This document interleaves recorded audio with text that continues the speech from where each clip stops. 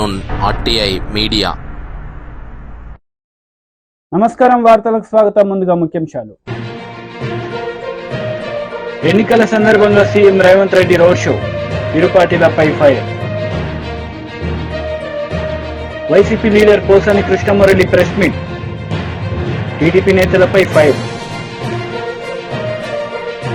ఎన్నికల సందర్భంగా ఆర్మూర్లో CM Revanth Reddy road show నిర్వహించారు. ఈ సందర్భంగా ఆయన మాట్లాడారు. గ్రామాలే తరలి వచ్చి ఎక్కడికక్కడ సాదరంగా ఆహ్వానించి స్వాగతం పలుకుతుంటే నేను ఆర్మూరు గడ్డ మీద కాలు పెట్టేటప్పటికి సాయంత్రం 5 అయ్యింది. అయినా ఆర్మూరు బిడ్డలు, ఆర్మూరు రైతాంగం, ఆర్మూరు యువకులు మిట్ట మధ్యాహ్నం అన్నం తినకుండా సాయంత్రం అయినా మీరందరూ ఎదురు చూసి ఆనాడు నాకు స్వాగతం పలికి నాకు ఒక ధైర్యాన్ని ఇచ్చి కాంగ్రెస్ పార్టీకి సోనియా గాంధీ గారికి ఒక నమ్మకాన్ని ఇవ్వడంతో శ్రీమతి సోనియా గాంధీ గారు నన్ను కాంగ్రెస్ పార్టీ అధ్యక్షుడిగా నియమించడం జరిగింది. వాస్తవంగా కాంగ్రెస్ పార్టీ అధ్యక్షుడిగా అవకాశం రావడానికి ఆనాడు ఆర్మూర్లో ఈ రైతాంగం చేసిన దీక్ష, ఆనాడు మీరు అండగా నిలబడ్డారు కాబట్టి ఈనాడు పిసిసి అధ్యక్షుడినై రాష్ట్రం నలుమూలలో తిరిగి తండాలలో, గూడాలలో, మారుమూల పల్లెల్లో ప్రతి పేదవాడి తలుపు తట్టి ప్రతి పేదవాడి గుండెకు చేరుకొని ప్రజల్ని సమన్వయం చేసి 4 కోట్ల ప్రజల్ని కాంగ్రెస్ పార్టీ వెంట నడిపించినందుకు ఈనాడు ప్రజలు ఆశీర్వదించి 65 సీట్లు గెలిపించి తెలంగాణ రాష్ట్రానికి ముఖ్యమంత్రిగా చేసి మళ్ళీ ఈరోజు ఆర్మూర్ అంబేద్కర్ చౌరస్తాలో తెలంగాణ రాష్ట్ర ముఖ్యమంత్రిగా మీ ముందల నిలబడి నేను ఈరోజు మాట్లాడుతున్న మిత్రులారా, ఈరోజు నేను ఈ స్థాయికి చేరడానికి ఆనాడు ఆర్మూరు రైతాంగం అండగా నిలబడడమే ఈరోజు ఎంతో ఉపయోగపడ్డది అని చెప్పి నేను మీ ముందు చెప్పదలుచుకున్నా. మిత్రులారా, ఈరోజు మీరు ఆలోచన చేయండి. 2014లో 100 రోజుల్లో చక్కెర కర్మాగారం తెరుస్తా అని మాట ఇచ్చి చంద్రశేఖరరావు కుమార్తె కల్వకుంట్ల కవిత ఎన్నికల బరిలో దిగింది. ఆ ఎన్నికల్లో 100 రోజులు కాదు కదా, 10 ఏళ్లైనా చక్కెర కర్మాగారం తెరవకపోవడంతో ఆనాడు అండగా నిలబడి నిజామాబాద్ నియోజకవర్గం నుంచి పార్లమెంటుకు పంపించిన మీరు ఈ ప్రాంత రైతాంగం వాళ్ళని నమ్మించి మోసం చేసినందుకు, ఈ నిజామాబాద్ ప్రాంత రైతులను నట్టేట ముంచినందుకు అందరూ ఏకతాటిపైకి వచ్చి దాదాపుగా 2019లో 100 మంది నామినేషన్ వేసి మీ ప్రతాపాన్ని చూపించి ఆనాడు మీ రైతాంగంతోని పెట్టుకుంటే మీకు మాట ఇచ్చి మోసం చేస్తే తప్పకుండా బండకేసి కొడతామని ఆర్మూరు ఈ ప్రాంత రైతులు నిరూపించారు. అదేవిధంగా 2019లో ఒక గుండాయన మీకు బాండ్ పేపర్ రాసిచ్చాడు. 5 రోజుల్లో అధికారంలోకి వచ్చిన వెంటనే ఎంపీగా గెలిచిన 5 దినాలలో నిజామాబాద్ పసుపు రైతాంగానికి నిజామాబాద్కు పసుపు బోర్డు తెస్తా అని బాండ్ పేపర్ రాసి ఇవ్వడమే కాదు, రాజ్నాథ్ సింగ్ నాడికి పిలిపించి మీకు అందరికి మాట ఇప్పించండు. రామ్ మాధవ్ గారిని ఈ ప్రాంతానికి ఆహ్వానించి రామ్ మాధవ్ గారి చేత కూడా మీకు మాట ఇచ్చిండ్రు. మీరు అనుకున్నాడు మావాడే మా బిడ్డనే పసుపు బోర్డు ఇప్పిస్తా అంటున్నాడు కదా, పసుపు రైతాంగాన్ని ఆదుకుంటా అంటున్నాడు కదా, అందుకే కవితను బండకేసి కొట్టి ఈ గుండును పార్లమెంటుకు మీరు పంపించారు. నేను ఇవాళ మా ఆర్మూరు యువకుల్ని నేను అడుగుతున్నా, 5 ఏళ్ళు అయిపోయింది, మోడీ ప్రధానమంత్రి అయి 10 ఏళ్ళు అయిపోయింది, మళ్ళా ప్రధానమంత్రి గారు వచ్చి టీడీపీ ఎమ్మెల్సీ అశోక్ బాబు మీడియా సమావేశం నిర్వహించారు. ఈ సందర్భంగా సీఎం జగన్ పై ఆయన మండిపడ్డారు. రేపు ప్రభుత్వం రాగానే మెగా డిఎస్సి పెడతాం. టీచర్లు లేకుండా, టీచర్లకు ట్రైనింగ్ లేకుండా ఇంగ్లీష్ మీడియం ఎట్లా రన్ అవుద్ది? వాళ్ళని లిక్కర్ షాపుల దగ్గర బాత్రూమ్ ఫోటోలు తీయమని చెప్పి వాళ్ళని అవమానించి వాళ్ళ గౌరవాన్ని గంగలో కలిపి వాళ్ళని సెకండ్ గ్రేడ్ సిటిజన్స్గా ట్రీట్ చేస్తున్న నువ్వు విద్యా విధానం గురించి మాట్లాడతావు. కాబట్టి ఈ రాష్ట్రంలో విద్య నాశనమైనంతగా భారతదేశంలో ఏ రాష్ట్రం కూడా విద్యా వ్యవస్థ నాశనం కాలేదు. దానికి కారణం జగన్మోహన్ రెడ్డి మూర్ఖత్వం. అతను నేషనల్ ఎడ్యుకేషన్ పాలసీ తీసుకురావడం వల్ల ఆ స్కూళ్ళన్నీ కూడా మెర్జ్ అయిపోయి అంగన్వాడీలని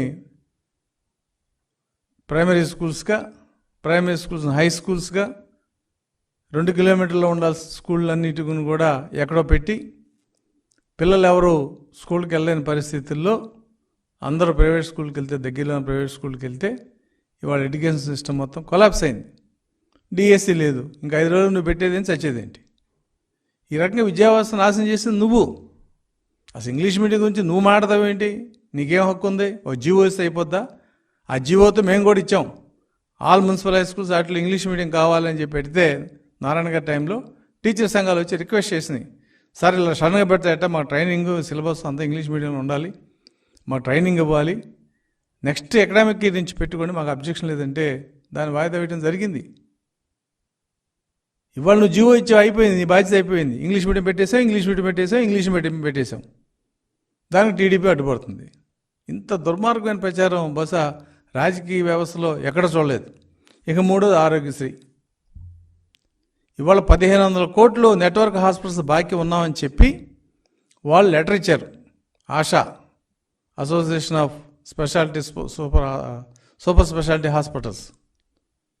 నువ్వు 1500 కోట్లు బకాయి ఉన్నావు కాబట్టి ఆ 15 కోట్లు చెల్లిస్తేనే మేము ఆరోగ్యశ్రీ ట్రీట్మెంట్ చేస్తామని చెప్పి. ఇది ఇవాళ సమస్య కాదు. ఎంప్లాయీస్ ఈహెచ్ఎస్ ఆపేశారు.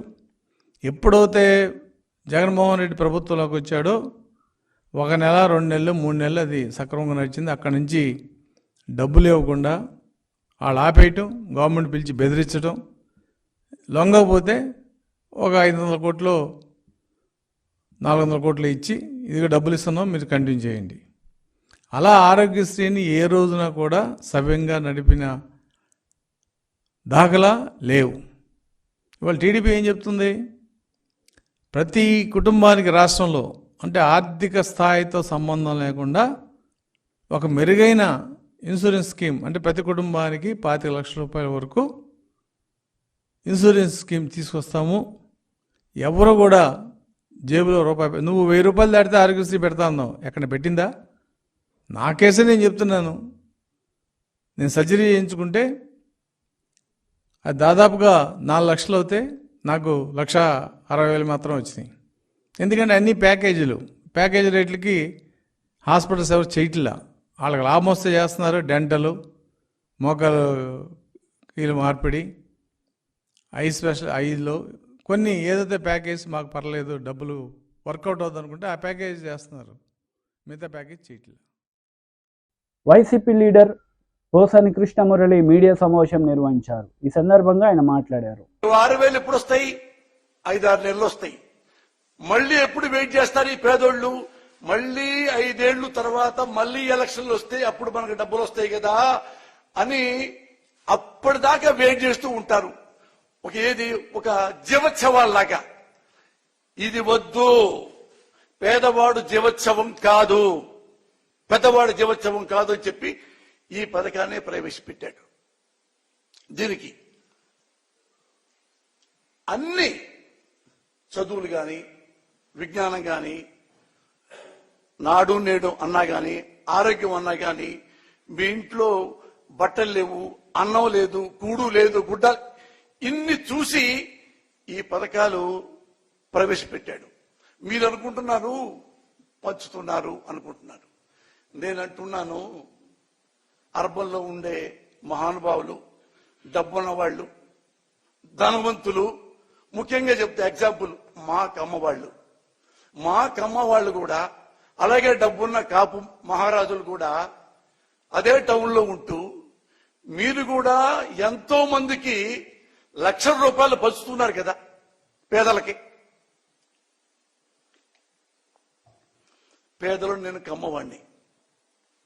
అరే ఊళ్ళలో మన కమ్మవాడు ఉన్నాడు, వీడు బాగా చదువుతున్నాడు, వీడి డబ్బులు లేవు అని వాడికి 10,000 5,000 ఇచ్చుకుంటూ ఈ మనం ఇస్తే వాడు చదువుకొని మనలాగే పెద్దాడవుతాడు కదా అని వీళ్ళు డబ్బున్న కమ్మవారు డబ్బు లేని పేదవాళ్ళకి, డబ్బున్న కాపు నాయకులు రాజకీయ నాయకులు కాదు, గుంటూరులో ఉన్నా చూడండి, మన మహానుభావుడు గుంటూరులో తులసి రామచంద్ర ప్రభు, అతను కొన్ని వందల కాదు వేలాది మంది కాపు కుర్రోళ్ళకి, అమ్మాయిలకి అబ్బాయిలకి తన సొంత డబ్బులతో లక్షల్లో చదివిస్తున్నాడు. అలా మీరు డబ్బులు ఇస్తున్నారు కదా. అలాగే నేనే ఎగ్జాంపుల్. నేను ఇక్కడికి పేదవాడిని. నేను 7th క్లాస్ పెద్దకాకంలో చదివా.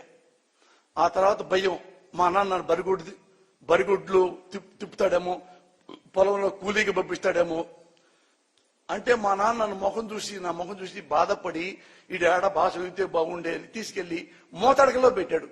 తెలుసు మీకు మోతడక, ఇక్కడ అమరావతి రోడ్లో. అక్కడ అయిన వాళ్ళు ఇటు నా బిడ్డను చదివించండి, నేను డబ్బులు ఇవ్వలేకపోతున్నానంటే ఆ దయతో 10th క్లాస్ చదివా. 10th క్లాస్ మంచి మార్కులతో పేసా, దగ్గర ఫస్ట్ క్లాస్తో. మళ్ళీ మా నాన్న ఎదురుగుంటుంటే మా నాన్న మళ్ళీ నా మొఖంకు చూశాడు. నేను ఇట్ట తలుపుతుంటే మళ్ళీ నేను బరిగుడ్లు కాపిస్తాడేమో అంటే మళ్ళీ తీసుకెళ్లి జేకేసీ కాలేజీ స్టూడెంట్ ఎంకేఆర్ గారు, మారుపూడి కోటేశ్వరరావు గారు, మా పెదకాకని మా నాన్నకి తెలుసు. అరే కోటేశ్వరరావు, వీడు బాగా చదువుతున్నాడు రా, మా దగ్గర డబ్బులు లేవు, నువ్వేమైనా సహాయం చేస్తావా? వాడు నాకు వదిలేయి సుబ్బారావు. ఆయన నన్ను తీసుకెళ్లి జేకేసీ కాలేజీలో చేర్పించారు. ₹1 కూడా మా దగ్గర లేదు, ప్రామిస్లో ఏమంటే లేని ₹1 కూడా లేదు. అక్కడి నుంచి గుజ్జనగోళ్ళు ఉంది గుంటూరులో, ఎక్కడో జేకేసీ కాలేజీ, మా ఊరు పెదకాకని. ఇక్కడ నుంచి బస్ ఎక్కి వెళ్ళాలి, బస్ స్టాండ్ లో దిగి మళ్ళీ బస్ ఎక్కి జేకేసీ కాలేజీకి వెళ్ళాలి. ₹1.5 2 రోజు అవుతాయి. మా ఇంట్లో పావలా కూడా లేదు. ఎట్టా అంటే పాప ఆ ఎంకేఆర్ గారు నన్ను కమ్మ హాస్టల్లో చేర్పించాడు. కమ్మ హాస్టల్లో చేర్పిస్తే కమ్మ హాస్టల్లో అంత డబ్బులు మనం ఎక్కడ కడతాం? కమ్మ హాస్టల్లో నర్సాపూర్లో మాజీ సీఎం కేసీఆర్ రోడ్ షో నిర్వహించారు. ఈ సందర్భంగా ఆయన ప్రసంగించారు. కోతలైన కల్లాలైన ఇప్పుడు రైతు బంద్ వేస్తా అంటారు. ఇంతకన్నా పెద్ద జోక్ ఇంకేమైనా ఉంటుందా? కాబట్టి నేను అనేది ఏంటంటే, ఒక తల లేకుండా తోక లేకుండా ఈ ప్రభుత్వం అనేక రకాలుగా తెలంగాణను నష్టపరుస్తూ ఉంది. కరెంటు కోతలు పెట్టడం వల్ల హైదరాబాద్ నగరంలో పరిశ్రమలు వెళ్ళిపోయే పరిస్థితి ఉంది. ఐటీ ఇండస్ట్రీ దెబ్బతినే పరిస్థితి ఉంది. మన నర్సాపూర్ ప్రాంతానికి వస్తే బ్రహ్మాండంగా నేను కోమటి బండల నుంచి ప్రత్యేకమైన లైన్ వేయించిన, మంచినీళ్లు బాగా రావాలని, కాళేశ్వరం ప్రాజెక్టుతోని నర్సాపూర్ లింక్ కావాలని, ఇక్కడ 1,50,000 ఎకరాలకు నీళ్లు రావాలని మన శంకరంపేట నుంచి కాలువలు తవ్వుతా ఉన్నారు. అవన్నీ మీ కళ్ళ ముందట్టే ఉన్నాయి. మల్లన్న సాగర్ నుంచి ఒకసారి నీళ్లు రావడం మొదలైతే నర్సాపూర్ బంగారు తునుక అవుతుంది. దాన్ని మనం ఇవాళ ఈ కాంగ్రెస్ ప్రభుత్వం చేస్తుందనే నమ్మకం నాకు లేదు. దానికోసం ఆ కాలువ పూర్తి కావాలి, మల్లన్న సాగర్ నుంచి బ్రహ్మాండంగా నర్సాపూర్కు నీళ్లు రావాలి అంటే ఎంపీగా వెంకటరామరెడ్డి సార్ గెలవాలి. ఎందుకంటే మనందరం కలిసి యుద్ధం చేస్తే తప్ప ఈ ప్రభుత్వం నీళ్లు ఇచ్చేటువంటి ఆచారంలో లేదు. మనకు అర్థమైతా ఉంది. ఏ ఒక్క హామీ నెరవేర్చలే, ఇంకా నెరవేర్చే ఆశ కూడా లేదు. మనకు ఇబ్బంది కలుగుతూ ఉంది. అటు విద్యార్థి లోకాన్ని గోల్మాల్ చేసినారు, అన్ని రకాలుగా కూడా ఇబ్బందుల పాలు చేస్తూ ఉన్నారు. కేసీఆర్ ఎన్ని రకాలుగా నర్సాపూర్ అభివృద్ధి చేసిండో మీకు తెలుసు. మున్సిపాలిటీకి నేను 25 కోట్ల రూపాయలు ఇచ్చిన, వాటిని కూడా వాపసు తీసుకొని పోతా ఉన్నారు. గ్రామాల డెవలప్మెంట్ కోసం కూడా డబ్బులు ఇచ్చినాం, వాటిని కూడా వాపసు తీసుకొని పోతా ఉన్నారు. ఏ రకంగా కూడా క్యాన్సిల్ చేయడమే తప్ప ఏ విధంగా మనకు ఖచ్చితంగా వాళ్ళు ఇచ్చేటువంటి పరిస్థితి లేదు. మన కొల్చారం మండలంలో మల్లినాథ సూరి పేరు మీద మనం యూనివర్సిటీ పెడదామనుకున్నాం, దాన్ని కూడా చేసే పరిస్థితులలో ఈ కాంగ్రెస్ ప్రభుత్వం లేదు. అదేవిధంగా బీఆర్ఎస్ గవర్నమెంట్ ఉన్నప్పుడు హల్దీ వాగు మీద, మంజీర నది మీద ఎన్ని చెక్ డ్యాములు నేను కట్టించినో మీకు తెలుసు. 10 చెక్ డ్యాములు కట్టినాం, దాంతో పంటలు బ్రహ్మాండంగా పండించుకున్నాం. దాన్నంతా కూడా ఇలా దెబ్బతీసేటువంటి పరిస్థితి వస్తూ ఉంది. అంటే తాగునీళ్లు రావు, సాగునీళ్లు రావు, కరెంటు రాదు, పేదల సంక్షేమం లేదు. ముసలోళ్లకు 2,000 రూపాయలు మనం పెన్షన్ ఇచ్చినాం, వీళ్ళు 4,000 ఇస్తామన్నారు. వచ్చినాయా 4,000 రూపాయలు? వచ్చే నమ్మకం ఉన్నదా? అంటే ఈ విధంగా ఏ ఒక్క హామీ నెరవేర్చలే, ప్రతిదానికి ఏదో కొండి పెట్టడం, తొండి పెట్టడం, అబద్ధాలు చెప్పడం. పైగా వాళ్ళ నాయకుడు రాహుల్ గాంధీ వచ్చి మొన్న నిర్మల్లో మాట్లాడుకుంటూ గవర్నమెంట్ ఆల్రెడీ 2,500 రూపాయలు ఇస్తా ఉన్నదని చెప్పినారు. మహిళలకు, ప్రతి ఇంట్లో మహిళలకు 2,500 ఇస్తామన్నారు. వచ్చిందా? ఒక్కలకు కూడా రాలేదా? నర్సాపూర్ కాడ వచ్చిందట కదా, తెత్తానే మదన్ రెడ్డి కాంగ్రెస్ లో వచ్చిందట కదా, తేలేదా మదన్ రెడ్డి? నిజమా? మరి ఎందుకు పోయిండా మదన్ రెడ్డి?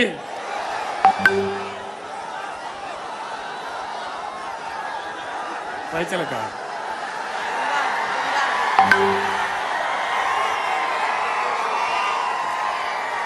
మీ అందరికి కూడా నా చరిత్ర, మదన్ రెడ్డి చరిత్ర తెలుసు. అప్పుడు తెలుగుదేశంలో ఉన్నప్పుడు ఎమ్మెల్యే ప్రయత్నం చేస్తామంటే ఓడిపోయిండు. 2 సార్లు ఎమ్మెల్యే చేసింది కేసీఆర్ కదా. మరి 70 ఏళ్ల వయసులో ముసల్తనానికి కుసుమగుడాలన్నట్టు ఎవరిని ఉద్ధరిద్దామని పోయినట్టు మదన్ రెడ్డి, ఏం చేద్దామని పోయినట్టు? ఇది ధర్మమేనా? మనందరినీ ఇడిచిపెట్టిపోయిన మదన్ రెడ్డికి మీరే బుద్ధి చెప్పాలని చెప్పి నేను కోరుతా ఉన్నా.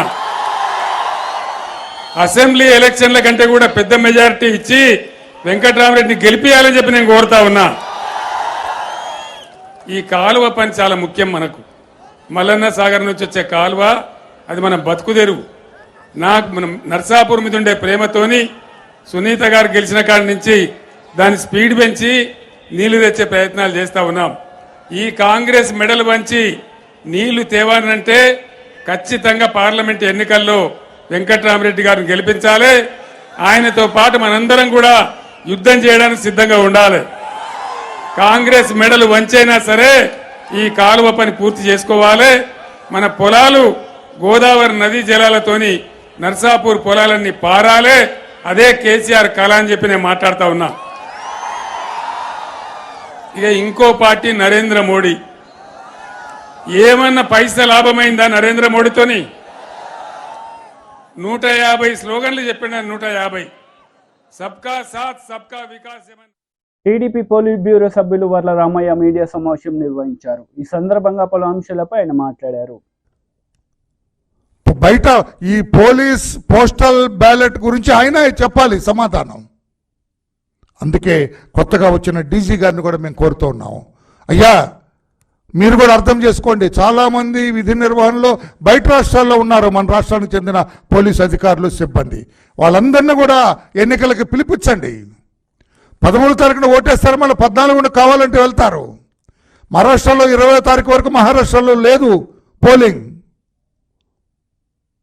మీ నోడల్ ఆఫీసర్ మీరు కూడా దీని మీద స్పందించి అవసరమైతే nodal officer let him go to election commission.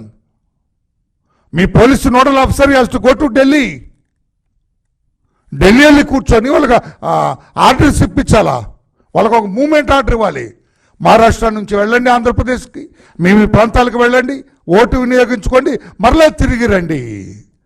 ఒకవేళ అది క్లిష్ట పరిస్థితులు అయినట్లయితే మీరు పోస్టల్ బ్యాలెట్ వినియోగించే అవకాశాన్ని వాళ్ళకు కల్పించండి అని చెప్పి కూడా డీజీ గారిని కోరుతున్నాం. పోలీస్ నోడల్ ఆఫీసర్ ఎవరో వారిని కూడా మేము కోరుతున్నాం. ఏ ఒక్క పోలీస్ అధికారి కూడా, పోలీసు సిబ్బంది కూడా ఓటు వేయకుండా ఉండే పరిస్థితులు ఉండటానికి వీలేదు. ప్రతి పోలీస్ అధికారికి, ప్రతి పోలీస్ సిబ్బందికి కూడా ఓటు వినియోగించే హక్కు కల్పించండి. ఆ హక్కుని కాలరాయటానికి వీలేదని చెప్పి కూడా తెలియజేస్తూ మేము సెంట్రల్ ఎలక్షన్ కమిషన్ కూడా కోరుతున్నాం. వెంటనే స్పందించండి. టైం కూడా లేదు, వాళ్ళు మహారాష్ట్ర నుంచి రావాలి. వాళ్ళందరినీ పిలిపించి వారి వారి బెటాలియన్స్కి వెళ్ళి అక్కడ ఓటు హక్కు వినియోగించుకునే అవకాశాన్ని కల్పించమని చెప్పి కూడా మేము కోరుతున్నాం. ఇక్కడ ఇంకా రాష్ట్రంలో హోంగార్డ్స్ దాదాపు 25,000 మంది పైచిలకు హోంగార్డ్స్ ఉన్నారు. ఈ జగన్మోహన్ రెడ్డి గారు 5 ఏళ్ల కాలంలో వాళ్ళ పరిస్థితి చాలా దయనీయంగా ఉంది. హోంగార్డ్స్ పరిస్థితి వాళ్ళకు రావాల్సిన జీతం కావచ్చు, జీతభత్యాలు సరిగా ఇవ్వటంలో జగన్మోహన్ రెడ్డి ప్రభుత్వం ఘోరంగా విఫలమైంది. చాలా ఈతి బాధలతో ఇబ్బందులు పడుతున్నారు హోంగార్డ్స్ అంతా కూడా. వాళ్ళ బాధలు తెలిసిన వాడిగా ఈరోజు తెలుగుదేశం పార్టీలో జాతీయ ప్రధాన కార్యదర్శిగా, పొలిట్ బ్యూరోలో ఒక మెంబర్గా నేను వరలరామయ్య గారు నేను చెబుతున్నా, హోంగార్డ్స్ సోదరులరా, తెలుగుదేశం పార్టీ అధికారంలోకి వస్తుంది, తప్పకుండా మీ జీవన ప్రమాణాలని మెరుగైన రీతిలో మెరుగుపరుస్తుందని చెప్పి కూడా నేను మా చంద్రబాబు నాయుడు గారి తరఫున మీకు హామీ ఇస్తున్నాను. నేను మీరేమీ అధైర్యపడొద్దు, తెలుగుదేశం పార్టీ అధికారంలోకి వస్తుంది, తప్పకుండా మీ జీవన ప్రమాణాలు పెంచుతుందని చెప్పి కూడా నేను మీ అందరికీ హామీ ఇస్తున్నా. మీ వాడిగా, మీ ఇబ్బందులు తెలిసిన వాడిగా నేను తెలియచేస్తున్నా. అంతేకాదు, మీకు రావాల్సిన బకాయిలన్నీ కూడా అధికారంలోకి వచ్చిన వెంటనే మా అధ్యక్షులు చంద్రబాబు ఆయన కూడా పోలీసు వ్యవస్థ అన్న, మీ హోంగార్డ్స్ అన్న కూడా చాలా ఆయన మీ పట్ల చాలా సానుకూలంగా ఉంటారు. అందుకని మీ అందరికి విజ్ఞప్తి చేస్తున్నా, మీ డోంట్ బి డిజార్టెన్, మీరేమీ అభద్రతా భావానికి లోనవద్దు. మీరు తప్పకుండా కూటమి అధికారంలోకి వస్తుంది, చంద్రబాబు నాయుడు గారు ముఖ్యమంత్రి అవుతారు, మీకు రావాల్సిన పాత బకాయిలన్నీ కూడా వెంటనే చెల్లించి ఏర్పాటు చేస్తాం. మీ ఫ్యామిలీస్కి కూడా కావలసిన ఈ హెల్త్ ఇన్సూరెన్సెస్ కానీ, మీకు వ్యక్తిగతంగా హెల్త్ ఇన్సూరెన్స్ కానీ ఇవన్నీ కూడా చంద్రబాబు నాయుడు గారికి తెలియజేసి ముఖ్యమంత్రిగా ఆయన మీ పట్ల సానుకూలంగా వ్యవహరించేటట్లుగా చూస్తామని చెప్పి కూడా మీ వాడిగా నేను మీ అందరికీ హామీ ఇస్తాను. మహిళా కమిషన్ మాజీ చైర్పర్సన్ వాసిరెడ్డి పద్మ మీడియా సమావేశం నిర్వహించారు. ఈ సందర్భంగా పలు అంశాలపై ఆమె మాట్లాడారు. అటాక్లకి ఒక ఉసిగొలుపుతున్నారు. పైన అధిష్టానం సంకేతం లేకుండా, చంద్రబాబు గారి సంకేతం లేకుండా ఈ రోజున హోమ్ మినిస్టర్ మీద, దళిత మహిళ మీద దాడులకు పాల్పడేటటువంటి ధైర్యం తెలుగుదేశం పార్టీ నాయకులు చేస్తారా? ఇది డైరెక్ట్ గా చంద్రబాబు ప్రోద్బలంతో జరుగుతున్నటువంటి దాడులు అనడానికి ఎటువంటి సందేహం ఇవాళ మాకు కలగడం లేదు. గతంలో కేంద్ర హోమ్ మినిస్టర్ అమిత్ షా మీద తిరుపతిలో రాళ్లేయించినటువంటి గనులు ఈ తెలుగుదేశం పార్టీ వాళ్ళు. అంటే మీకు కేంద్ర హోమ్ మినిస్టర్ అంటే లెక్కలేదు, రాష్ట్ర హోమ్ మినిస్టర్ అంటే లెక్కలేదు, మహిళలంటే లెక్కలేదు, దళితులంటే లెక్కలేదు. ఇష్టానుసారంగా మీరు దాడులకి రాళ్లతోటి కర్రలతోటి దాడులకు పాల్పడతారు. మీరు ఈ రోజు జగన్మోహన్ రెడ్డి గారి ప్రభుత్వము అరాచకాలు అని చెప్పి మాట్లాడతారు. చంద్రబాబు అరాచకాల గురించి మాట్లాడేటటువంటి అర్హత మీకుందా? ఇవాళ ఎవరు ప్రతిపక్షంలో ఉండి కూడా కవ్వింపు చర్యలకి, దాడులకి పాల్పడుతుంటే సంయమనం పాటిస్తూ అధికారంలో ఉన్నా కూడా, అధికార గతం 5 ఏళ్లుగా కూడా సంయమనం పాటిస్తూ ఈ రోజున పరిపాలన జరగాలి, పేద ప్రజలకు మంచి జరగాలి, మహిళలకు మేలు జరగాలి తప్ప వాళ్ళు కవ్వించినా సరే దాడులకి కానీ లేకపోతే మరొక దానికి కానీ పాల్పడొద్దు అనేటటువంటి కంట్రోల్ చేసింది జగన్మోహన్ రెడ్డి గారు. ఈ రోజున ఎన్నికల సమయంలో కూడా కనీసం ప్రజలేమనుకుంటారు, మహిళలు ఏమనుకుంటారు, దళితులు ఏమనుకుంటారు అనేటటువంటి ఒక సంకోచం కూడా లేకుండా మీరు దాడులకు పాల్పడుతున్నారంటే ఎలాగైనా సరే కొట్టైనా, తిట్టైనా, అవసరమైతే చంపైనా అధికారంలోకి రావాలి అనేటటువంటి స్టాండ్ తీసుకున్నారా చంద్రబాబు గారు అనే అనుమానం కలుగుతా ఉంది. ఎందుకంటే అసలు నిన్న జరిగినటువంటి దాడి హోమ్ మినిస్టర్ ఇంటిపైన ఆవిడ ప్రచారంలో ఉన్నారు, ఎటువంటి కవ్వింపు చర్యలు లేవు, కనీసం ఎదురెదురు పడినటువంటి సంఘటన కూడా లేదు. ప్రచారంలో ఉన్నటువంటి కార్యకర్తల మీద దాడులు చేసుకుంటూ ఆఫీసులో లోపల ఇంట్లో హోమ్ మినిస్టర్ ఉంది, ఆవిడ్ని కొట్టాలి అనేటటువంటి దాంతో మీరు తలుపులు పాలగొట్టి కర్రలతోటి దాడి చేసేటటువంటి ప్రయత్నం చేశారంటే ఇదెంత దుర్మార్గమైనటువంటి విషయం. అంటే ఎలక్షన్ కమిషన్ ని మేము ఏదైనా ప్రభావితం చేయగలం, ఇవాళ కేంద్రంతో బీజేపీతో మేము జతకట్టాం కాబట్టి మీరు ఏం చేసినా చెల్లుతుందనేటటువంటి ఒక పరిస్థితిలో మీరేమన్నా ఉన్నారా? ఇవాళ ఎన్నికల కమిషన్ మీద ఒత్తిడి తీసుకొస్తున్నారు. గతంలో ఎప్పుడూ లేనటువంటి విధంగా అమల్లో ఉన్నటువంటి పథకాలకి ఈసీ బ్రేక్లు వేస్తా ఉంది. కాబట్టి హోమ్ మినిస్టర్ పైన దాడులు చేసినా లేకపోతే మహిళల పైన దాడులు చేసినా కూడా ఎలక్షన్ కమిషన్ మమ్మల్ని ఏమీ అనదు, మమ్మల్ని కంట్రోల్ చేయదు అనేటటువంటి భరోసా ఏమైనా చంద్రబాబు గారికి లభించిందా? అందుకని ఇలాంటి దాడులకు తెగబడుతున్నారా అనేటటువంటిది ఈ రోజు అర్థం చేసుకోవాల్సినటువంటి అవసరం ఉంది. ఈ రోజు మహిళలకు సంబంధించినటువంటి విషయాల మీద 5 ఏళ్లుగా ఈ రాష్ట్రంలో ఆత్మగౌరవాన్ని గాని, గౌరవాన్ని గాని పెంచేటటువంటి విధంగా మహిళా సాధికారిత అంటే ఏంటో చేసి చూపించి ఈరోజు మహిళలకి అండగా నిలబడినటువంటిది ప్రభుత్వం. ప్రతి పథకము ఈ రోజు మహిళలను ఉద్దేశించి డీబీటీ ద్వారా డైరెక్ట్ గా నేరుగా మహిళ అకౌంట్ లోకి డబ్బందేలాగా చేశాం. అదేవిధంగా 30 లక్షల మంది మహిళలకి జగన్మోహన్ రెడ్డి గారు ఇళ్ల పట్టాలు ఇచ్చి వాళ్ళని ఇంటి యజమాని చేసి గౌరవించినటువంటి పరిస్థితి. కానీ ఇవాళ చంద్రబాబు ఏం మాట్లాడుతున్నాడు? చంద్రబాబు మహిళల్ని ఎంత కించపరుస్తూ మాట్లాడుతున్నాడు? వార్తలు ముగించే ముందు ముఖ్యాంశాలు మరోసారి. ఎన్నికల సందర్భంగా CM Revanth Reddy road show, ఇరుపార్టీలపై fire. YCP leader Posani Krishnamurali press meet, TDP నేతలపై ఫైర్. ఈ వార్తలు ఇంతటితో సమాప్తం. తిరిగి ప్రసారమయ్యే వార్తల్లో మళ్ళీ కలుద్దాం. అంతవరకు సెలవు. నమస్తే.